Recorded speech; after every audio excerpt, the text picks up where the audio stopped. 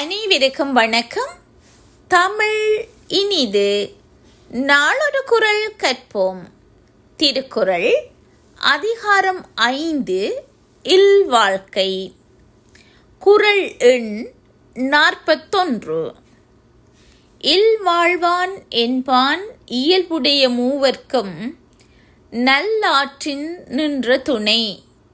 இதன் பொருள், இல்லறத்தில் வாழ்பவனாக சொல்லப்படுகிறவன் அறத்தின் இயல்பையுடைய மூவருக்கும் நல்வழியில் நிலை பெற்ற துணையாவான். மீண்டும் குறள். இல்வாழ்வான் என்பான் இயல்புடைய மூவர்க்கும் நல்லாற்றின் நின்ற துணை. நன்றி. வனிதாமதி வரதராஜா.